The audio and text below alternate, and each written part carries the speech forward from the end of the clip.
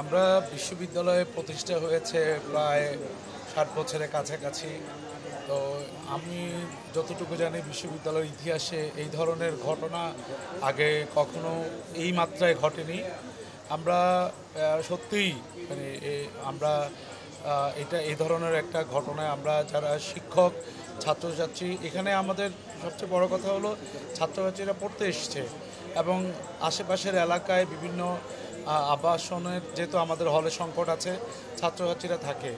তো সেখানে আমাদের আজকে যে ঘটনাটা ঘটলো গতকাল এবং তার আগের রাতে এটা সত্যি অনভিপ্রেত। এটা আমি মনে করি যে নিরীহ ছাত্রছাত্রীদেরকে যেভাবে আঘাত করা হলো এবং যেভাবে একদম ধারালো অস্ত্র দিয়ে আঘাত করা হলো এটা মানে নজিরবিহীন ঘটনা।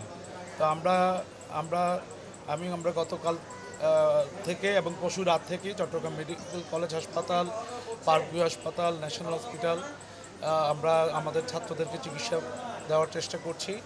আমাদের চট্টগ্রাম বিশ্ববিদ্যালয়ের প্রশাসন এ ব্যাপারে ছাত্রছাত্রীদেরকে যথাসম্ভব সহযোগিতা করছে এবং আমরা এখনও বেশ কিছু ছাত্র আহত অবস্থায় আছে। এই নিউরো সার্জারি এবং অর্থোপেডিক্সে আছে। আমরা পার্কভিউ হসপিটালে দুইজনের অবস্থা খুবই ক্রিটিক্যাল ছিল, তো তাদের চিকিৎসা করা হয়েছে, অপারেশন করা হয়েছে। এখন তাদেরকে তাদের একজনের অবস্থা উন্নতির দিকে আছে, আরেকজন এখনও ক্রিটিক্যাল পর্যায়ে আছে।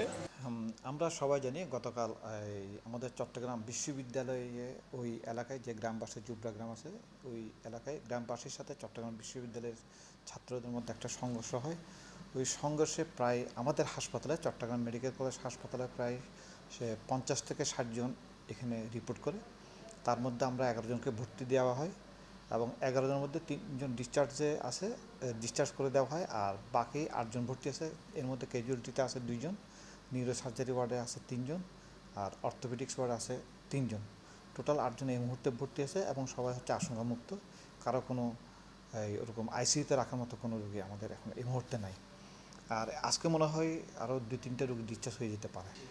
ইনজুরিগুলো হচ্ছে কি ওদের হচ্ছে আমরা যেটাকে বলি সফট টিস্যু সোয়েলিং, মানে হয়তো এখানে হয়তো লাঠির বাড়ি অথবা আঘাত যদি পেয়ে থাকে তাহলে হচ্ছে সফট টিস্যু সোয়েলিং। এর মধ্যে কোনো ফ্র্যাকচার নাই। একজনের আছে হেড ইঞ্জুরি, মানে কোনো কেটে গেছে, কিন্তু আমরা সিটি স্ক্যান করেছি, এর মধ্যে কোনো কিছু পাওয়া যায় না। কিন্তু সবাই সুস্থ আছে, সবাই সংখ্যামুক্ত। আজকে 3 জন ডিসচার্জ হয়ে যাওয়ার সম্ভাবনা আছে 8 জনের ভিতরে। গতকাল 11 জন। না না 77 জন ভর্তি না, ওরা আমাদের এখানে রিপোর্ট করছে ম্যাক্সিমাম আপনার ফার্স্ট এড ট্রিটমেন্ট নিয়ে চলে গেছে। না আমাদের এখানে না আমরা হাসপাতালে তো আমি রিপোর্ট দেখিনি এরকম। একটা হচ্ছে ক্যাজুয়ালিটি ওয়ার্ডে, একটা হচ্ছে 28 নম্বর ওয়ার্ডে, একটা হচ্ছে 26 নম্বর ওয়ার্ডে, একটা হচ্ছে অর্থোপেডিক্স, আর একটা হচ্ছে আপনার নিউরো সার্জারি ওয়ার্ড।